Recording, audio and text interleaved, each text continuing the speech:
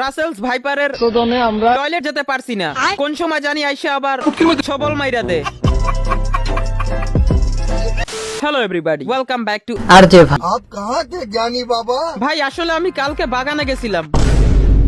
Wait বন্ধুর প্রেমিকা আছে, হ্যাঁ। তো ওরা দুজন প্রেম করতেছিল আর আমি ওদেরকে কভার দিচ্ছিলাম, ঠিক আছে। আর দূর থেকে চেয়ে চেয়ে ওদের পিরিত দেখতে আসছিলাম। হ্যাঁ। তখনই মনে হলো আমার দুই পায়ের মাঝখানে চুলকাচ্ছে। নিচে তাকিয়ে দেখি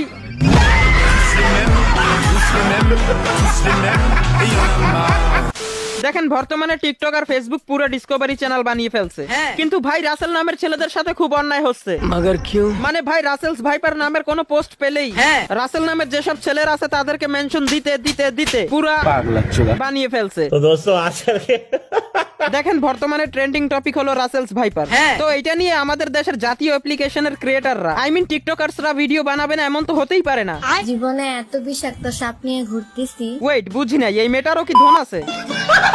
আচ্ছা সরি, এই মেয়েটা ওর গার্লফ্রেন্ডের বিষয়ে বলতে আসছিল। যাই হোক তার মধ্যে রাসেলস ভাইপার। কি তার মধ্যে রাসেলস ভাইপার। ভাই রাসেলস না, রাসেলস। अम्मा बहन पे आ जाऊंगा मैं इनकी अम्मा बहन पे आ जाऊंगा।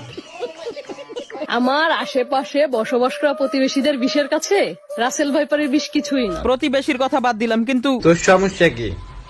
তোরে কি কেউ পুটকি মারছে?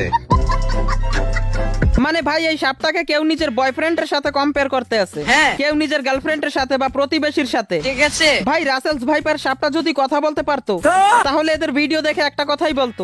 কোন খানকির পোলা বানাইছে জানি না, কিন্তু তার 14 গোষ্ঠীর এক সিরিয়াল খাড়া করে একসঙ্গে পট্টি মারি দিতে ইচ্ছা করে। উৎসব করে সাপ মারা বা সবাই মিলে এইটা মানে খুবই খারাপ আমি মনে করি। এই রাসেল ভাইপারের উপস্থিতির কারণে লক্ষ লক্ষ টন খাদ্যশস্য নষ্ট হওয়ার হাতে, ইঁদুরের হাত থেকে নষ্ট হওয়ার হাত থেকে বাঁচে। মানে ভাই এরা কোন লেভেলের বোকাচোদা! এই সাপটা ইঁদুর মেরে ফেলে, এর জন্য সাপটাকেই মারতে মানা করা হয়েছে। আর যে গত 4-5 দিনে 13 জনের মৃত্যুর কারণ এই সাপ হয়েছে, ওইটার কি কি বলবো। যাই হোক দেখেন বর্তমানে এমন একটা টাইম, হ্যাঁ। কেউ রাস্তাঘাটে পড়ে থাকা দড়ি দেখলেও বলে